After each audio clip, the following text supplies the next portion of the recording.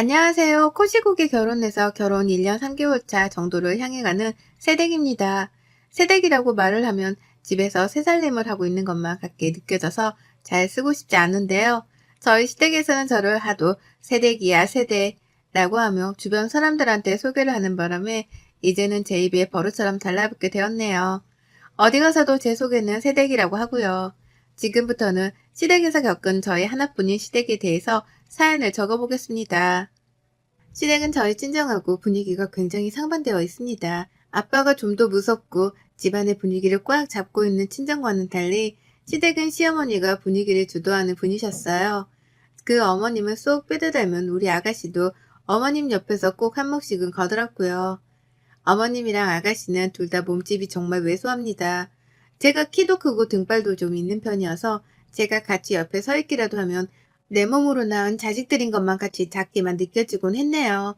그래서 종종 아가씨도 그렇고 어머님도 그렇고 제 덩치를 가지고서도 놀려먹는 말을 내뱉곤 했었답니다. 자, 여기까지만 읽어도 어림잡아 저희 시모랑 아가씨에 대해서 아실 것 같죠? 결혼한 지 얼마나 되었다고 새 며느리인 저한테 덩치를 가지고 놀려먹으니 말이죠. 두 사람 모두 다 하나같이 말을 생각 없이 뱉어내는 편이었어요. 기분이 내키는 대로 툭 뱉으셔야 했고 그걸 가지고서 시아버지가 상처라도 받는 눈치를 보이면 왜 엄한 사람을 잡으려고 해? 라고 하면서 농담이었다며 분위기를 풀어나가려 하셨죠. 툭 던지는 그 돌에 맞은 사람 입장은 제대로 생각해주지를 않는 분들이셨습니다. 그러니 시아버지는 그 오랜 세월 동안 같이 살며 기가 죽다 끝내 펴지를 못하고 노년을 맞이하셨어요. 저희 남편은 그렇게 살지 않겠다며 발버둥을 치는 입장이었고요. 그리고 저는 시집을 와서 이 황당한 집안 분위기를 목격해가며 어떤 입장을 취해야 할지에 대해서 끊임없이 고민하는 처지였답니다. 처음 몇 개월, 아니 올 초까지만 하더라도 시어머니랑 시누이랑 크게 엮일 일은 없었어요. 저 결혼하고 나서 바로 신우가 결혼 준비를 한다면서 정신없이 바빴거든요. 남편이 장남이라는 이유만으로 시댁에서 남편 장가를 먼저 보내려고 한 바람에 연애를 그만하고 결혼하고자 했던 신은의 커플의 결혼이 조금 늦어지게 되었었답니다. 그리고 그 후 폭풍으로 신우는 빨리 결혼을 치러내겠다는 말을 반복하며 결혼 준비를 서둘렀죠. 실제 올 3월에 결혼식을 치르기까지 했고요. 손도 빠릿빠릿하고 결정력도 화끈해서 결혼 준비를 아무런 차질 없이 진행했던 신우였습니다. 그런 신우를 보며 대단하다 싶으면서도 한편으로는 왜 저렇게 일찌감치 오빠랑 같은 해에 시집을 가려 할까 싶었죠. 결혼이 특별하긴 하지만 언제든 할 수는 있는 거잖아요. 하지만 신우는 그렇게 급하게 시집을 가서는 결국 임신을 발표했답니다. 네, 혼전 임신을 했었기 때문에 결혼을 서둘렀던 것이었어요. 주변 사람들 눈치를 보기 싫어서 그런 건가 싶었더니만 그저 임산부 배가 나와서 입고 싶은 드레스를 입지 못하게 될까봐 그랬다고 하더라고요. 시어머니의 성격을 잘 아는지 시어머니께도 말을 하지 못한 채 그리 급하게 결혼하고서는 뒤늦게야 임신 사실을 털어놨고요. 저는 그때 시어머니의 성격을 다시 한번 잘 알 수 있었습니다. 화가 나니까 물불 안 가리고 소리부터 키워가며 목청을 높이는데 정말 무식한 돌덩이 같더라고요. 아무튼 그때 그런 일을 결혼하며 겪고 나니 저에게 시댁 식구들은 결코 편한 사람이 되지 못했답니다. 제가 그리 고상하거나 품격 있는 여자는 결코 아니었지만요. 저를 볼 때마다 덩치 얘기에 새댁이라며 꽉 막힌 조선시대 호칭으로만 소개를 하고 그도 모자라 혼전 임신의 집안 싸움까지 목격을 하게 만드셨으니 제 눈에 시댁이 멀쩡해 보일 리가 없었죠. 그래서 남들이 시댁 얘기를 할 때에도 나는 무슨 얘기를 해야 하나 싶고 괜히 하고 싶지가 않았습니다. 남편도 집에서는 자기 집이 그리 좋게 보이진 않던지 제 앞에서 얘기를 꺼내지도 않았어요. 저도 관심은 없었고요. 그런데 신우 배가 불러오기 시작하면서 일이 좀 꼬이더라고요. 신우가 히스테리를 부리기 시작한 겁니다. 저는 아직 임신을 해보지도 않았고 할 생각이 없는 처지였기 때문에 임산부가 될 일이 없었어요. 그러니 일상생활을 하는데 지장이 있는 것도 아니었고 더더욱 신우의 처지는 이해하기가 힘들었습니다. 그런데 신우는 제가 자신의 처지를 다 이해해주기만을 바라더라고요. 다 같이 시댁 식구들이랑 밥을 먹는 자리가 있었습니다. 시어머니가 자주 밥 좀 먹으러 오라고 부르는 편이었는데 저는 불편해서 자주 가지는 못하다 한 번씩만 찾아뵈었었죠. 그런데 앞에서 오만 걸 다 시켜 먹으려고 하더라고요. 저도 내내 일하고 사느라 몸이 힘든데 눈앞에 물컵이 있는 건 보지도 않고 물을 떠다 달라고 하기도 했고요. 오렌지 주스가 땡기는데 얼음을 팍팍 넣어 달라면서 옆에 있는 저를 쿡 쑤시더라고요. 가서 주스 좀 가져오라고 말입니다. 그 밖에도 밥 먹다가 입덧이라도 하면 갑자기 제 이름을 부르면서 일으켜 달라고 하고 입덧을 하는 동안에도 저보고 들어와서는 수건을 적셔달라고 시키더라고요. 입가를 닦아야 하니까 미리 준비를 해놓으라고 잔소리를 퍼부으면서도 그 와중에 입덧을 열심히도 했어요. 저로서는 신우가 어찌되었던 체력적으로 약한 쪽에 속했으니까 도와야 한다 생각하고 별 수 없이 해달라는 걸 해줬습니다. 입덧을 하며 고생을 하고 있는 게 눈에 보이니까 부탁을 하는 건 최대한 들어주려고 했어요. 시어머니랑 시아버지, 심지어 저희 남편의 신우 남편까지 움직이질 않고 구경을 하고 있는 걸 보면서도 내 일이겠거니 하면서 아무 말 없이 도움만 줬답니다.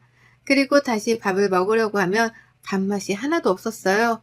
앞에서 하도 요란스럽게 입덧을 해대는 신우를 보며 밥맛이 뚝 떨어졌거든요. 집에 와서도 내가 종노릇을 하고 왔는지를 모를 만큼 열심히 시댁일을 도와가면서 며느리 짓을 했고, 그래서 늘 집에 오기만 하면 침대에 들어눕기부터 했답니다. 신경을 너무 많이 쏟아서 기가 빨린 상태였거든요. 제게 시댁은 딱 이런 꼴이었어요. 임신을 했다는 이유로 나를 함부로 대하는 걸 당연하다고 여기는 신우가 있었고, 그런 신우한테 말린다거나 좀 타이르기는커녕 우쭈쭈 하기만 하며 내버려두는 시어머니가 계셨죠. 그 밖에 사람들은 모두 다 길을 못 펴고 사는 처지여서 제가 신경을 쓰지 않아도 되었고요. 아무튼지간에 참 제 친정하고는 달랐던 시댁 식구들에게는 정을 붙이기가 쉽지 않았습니다. 시댁에서 어머님 부름만 받아도 벌써부터 가서 고생하고 눈치 볼 생각에 머리가 지끈거렸죠. 그러다가 어머님이 김장을 하자는 연락을 해오셨어요. 신우가 막달에 가까워 배가 나와 있는 임산부라는 그 말은 쏙 빼놓은 채로 김장을 하자고 제안부터 하시더라고요. 김장철이 다가오는데 왜 먼저 소식이 없나는 말까지 던지면서요. 그래서 제가 물었었죠. 아가씨랑 하시는 거냐고요. 그러자 어머님은 당연하지. 내 딸인데 걔가 김치에 얼마나 환장하는데. 라고 하며 당연히 아가씨도 함께 김장을 할 거라고 대답을 하셨답니다. 너무나 당당하게 당연하다는 듯이 말이죠. 그래서 저도 그 말에 곧장 대답을 드렸죠. 아, 네. 저는 저희 친정 어머님이랑 할 거라서요. 아가씨랑 맛있게 김치 담그세요? 라고요. 나도 내 엄마랑 김치를 만들 권리가 있습니다. 그래서 신우가 시모랑 김치를 담그는 것과 마찬가지로 저 또한 내 엄마랑 김치를 담그기로 했다는 말을 확실하게 전달했죠. 그러자 시어머니는 마지 못한다는 듯이 그래? 언제 하는데? 어디서? 몇 폭이나 담그는데? 라며 갖은 질문들을 꺼내셨어요. 어머님 입장에서는 다 알 필요도 없는 그런 쓸데없는 질문들만을 말이죠. 그래서 그냥 생각 없이 대답을 해드렸습니다. 친정에서 이모들이랑 다 같이 모여서 김치를 만드는 게 우리 집안의 일상이었고, 그래서 이번에는 오래간만에 모여 그렇게 할 거라고요. 그러니 우리 집 김치는 필요 없다고 어머님이랑 아가씨 김치만 적당하게 만드시라는 말씀까지 두요. 중간에 어머님은 우리 아들이 그 집 김치를 잘 먹으려나? 입맛에 맞으려나? 라고 하면서 막 걱정을 하기도 하셨거든요. 그래서 저는 이런 말도 했습니다. 이미 저희 친정에서 결혼할 때부터 김치는 주기적으로 보내주고 계셨어요.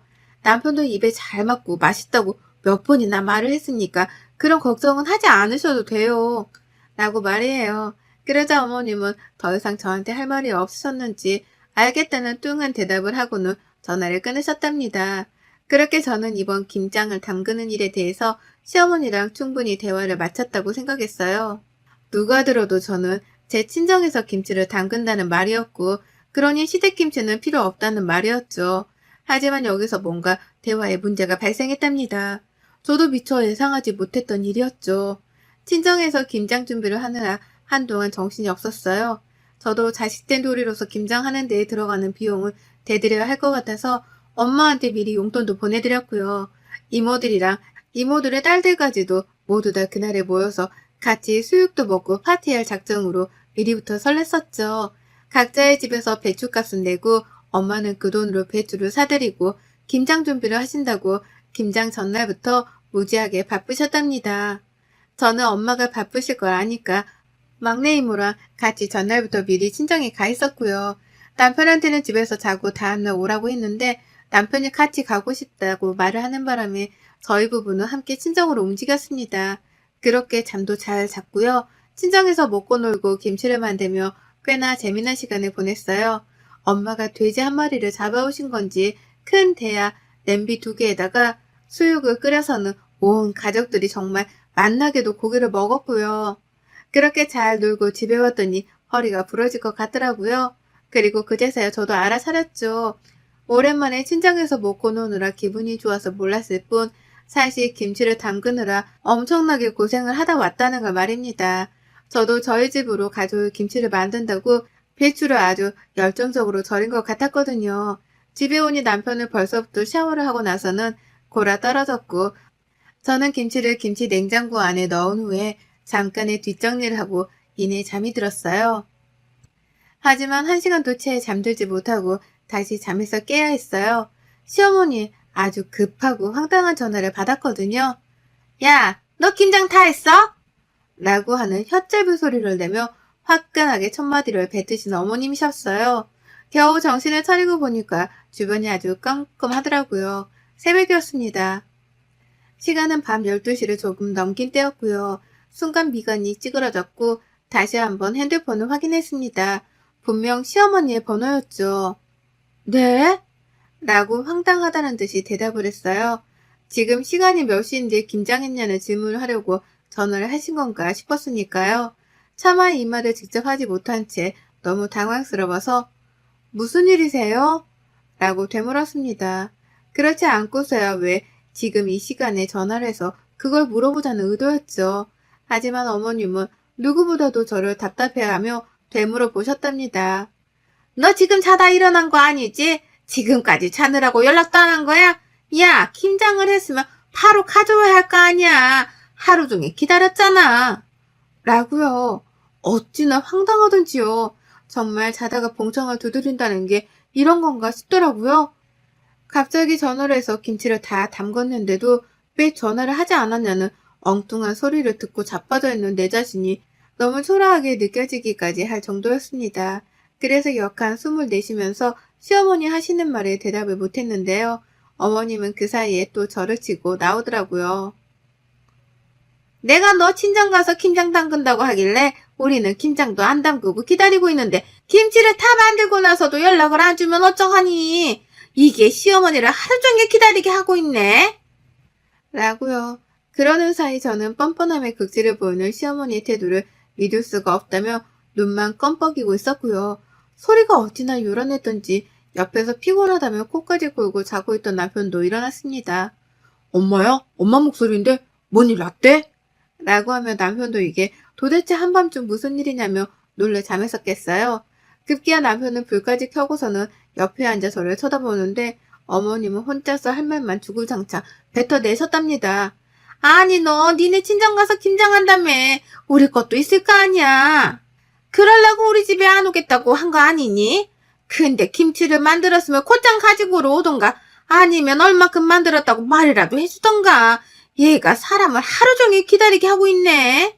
내가 너 친정 가서 재밌게 놀라고 일부러 연락도 안 했다가 지금에서야 하는 거야.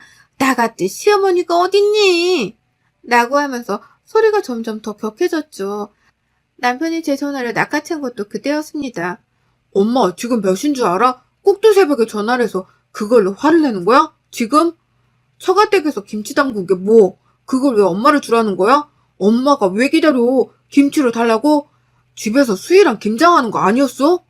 라고 하면서 남편도 못 참아주겠다며 막 밀어붙였어요. 제가 본 남편의 모습 중에서 그날 그 모습이 역대급으로 화가 난 모습이었습니다. 하지만 이를 그냥 보고만 있을 시어머니가 아니셨죠. 앞서 여러 번이나 말씀을 드렸듯이 시댁안에서 대빵이라고 할 수 있는 사람은 바로 저희 어머님이셨습니다. 성질도 성질이지만 목소리 큰 것도 한 몫을해서 누구 하나 싸움을 시작했다가도 찍소리를 못 내고 깨갱하곤 했어요. 그걸 스스로도 잘 알아서인지 어머님은 바로 소리 지르기를 시전하더라고요. 야, 너 누가 엄마한테 그렇게 소리를 지르래? 라고 하면서 본인이 더 크게 소리를 지르는데, 이야, 정말 천하장사가 다름없더라고요. 그 순간에 남편은 제 눈앞에서조차 깨갱하는 모습을 보이면서 대꾸를 잘 못하고서는 누가 소리를 지른다고 그래? 라며 소심하게 반항을 했습니다. 그러니 시어머니는 깨갱한 아들의 모습을 눈치를 채고는 더욱 기고만장해져 소리를 지르셨죠. 내가 니들 김장하러 간다고 하니까 겸사겸사 우리 것도 해주겠거니 했지. 그렇게 많은 사람들이 김장을 한다는데 설마 사돈 김장도 안 담가 주실라나 싶었다. 안 담가 줬다 하더라도 며느리면 딱딱 알아서 시댁으로 보낼 김장 정도는 해왔어야지. 어디 버릇없이 지들끼리 김치를 담근 걸로도 모자라 시댁 걸 챙기지도 않고 올 생각을 해. 라고 말이에요. 평소 같으면 남편네 집안일이고 그러니 남편이 알아서 하겠거니 싶었습니다. 근데 정말 이건 아니더라고요. 내가 내 집 가서 우리 식구들이랑 김치를 만들 거니까 니들 김치는 니들끼리 만들라고 분명하게 말을 했는데도 불구하고 꼭두새벽에 전화를 해와서 왜 자기네들 김치가 없냐고 승질을 부리다니요. 이건 정말 억지에 가까운 말이었는데 그 억지를 너무나 당당하게 하는 걸 보면서 할 말을 잃었답니다. 그래서 저는 당장에 남편으로부터 핸드폰을 빼앗아 들었고 비록 얼굴을 마주보고 있지는 않았으나 아주 화가 단단히 났다는 자세와 표정을 취한 채 말씀드렸죠. 어머님이 김치가 먹고 싶으셨나 보구나. 그래서 초대도 안 했는데 김치를 얻어먹겠다고 지금 이 난리시구나. 라고요. 그러자 시어머니가 뭐가 어째? 라면 제가 비꼬는 이 말에 대해 기가 막히다며 언성을 높이셨답니다.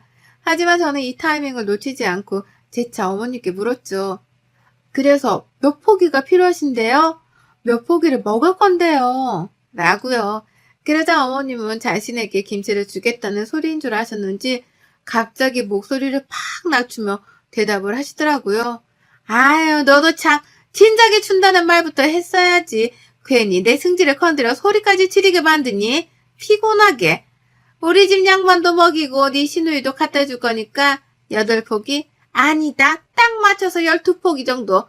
인당 3포기는 먹지 않겠니? 라고요. 옆에서 남편은 자기 엄마 치부가 보이긴 하는지 얼굴을 손으로 쓸어내리면서 제게 손짓했습니다. 화를 억눌러 달라고요. 본인이 봐도 지네 엄마가 이상한 거라니까 저한테 어떻게든 일방적으로 화를 참아달라는 소리였어요. 하지만 저는 시어머니랑 이판사판 뜨고 싶은 마음뿐이었고 그래서 다시 한번 물었죠. 정확히 몇 포기를 달라는 말씀이세요? 라고요. 그러자 시어머니는 짜증이 좀 섞인 제 말에 빈정이 상했는지 12포기! 라면 덩달아 짜증 섞인 말투로 대답을 하셨고요. 저는 그럼 어머니께 말씀드렸습니다. 네, 12포기 도합 36만 원이요. 계좌번호 보내드립니다, 지금. 라고요. 어머님은 거의 2초 정도 말씀이 없으셨다가 물었죠. 뭐? 너 지금 나한테 돈을 내란 소리냐? 라고요. 네, 저는 시어머니로부터 꼭 돈을 받을 예정이었습니다. 친정으로 오고 가고 하는 데에 든 차비, 그리고 시댁으로 보낼 때에 들 차비, 혹은 배달비, 그도 모자라 제가 친정에 전날부터 가서는 친정엄마랑 고생을 한 몸값까지 포함을 해서 다 합치더라도 포기당 3만 원은 아주 저렴한 가격이었죠. 그리고 전 이 저렴한 가격을 시어머니께 아주 당당하게 요구했습니다. 포기당 3만 원이니까 계좌이체로 선지불을 해달라고요. 김치는 선지불된 금액이 도착을 했을 경우에만 보내드리겠다는 요구사항까지 덧붙이면서 말이에요. 당연히 이 말에 시어머니는 눈깔이 뒤집힌 사람 마냥 난리셨어요. 어떻게 그럴 수가 있냐며 말도 안 되는 요구사항이라고 말이에요. 어떻게 시어머니한테서 돈을 받을 생각을 하냐면서 거품을 물려하길래 저도 따끔하게 혼을 내드렸습니다. 어떻게 며느리랑 처갓집에서 뼈 빠지게 만든 김치를 거저 가져갈 생각을 하세요. 노동값을 지불하든지 노동값을 지불하지 못했으면 돈이라도 지불을 하든지 거지도 아니고 말이야. 라고 말이에요. 저의 마지막 말이 회심의 한 방이었던지 어머님은 또다시 정적을 만드셨습니다. 저로서는 너무도 익숙하지 못한 상황이었죠. 늘 떽떽거리면서 우겨대기만 하는 분이신데 갑자기 말을 안 하시니까요. 하지만 저도 더는 참고 속이기만 할 이유가 없었고 무엇보다 밤 12시가 넘긴 이 시점에서 먼저 싸움을 걸어온 건 어머님이셨기에 똑같이 응대를 해드렸습니다. 예의도 저버린 채로 공짜를 바라지 말고 합당한 돈이나 노동값이라도 지불을 하라며 따끔하게 홍군형을 날렸죠.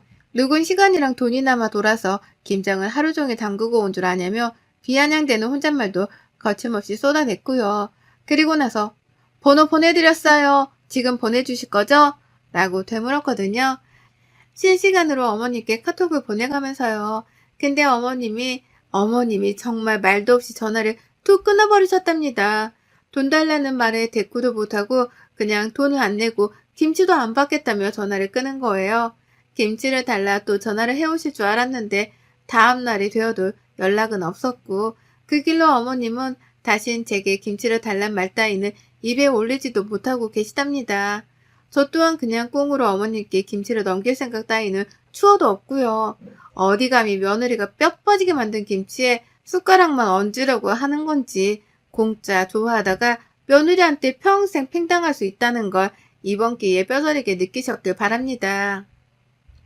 하여간 우리 시어머니는 시어머니라서가 아니라 정말 이해하기도 힘들고 이해하고 싶지도 않네요. 여러분의 생각은 댓글로 남겨주세요. 오늘도 시청해주셔서 정말 감사합니다.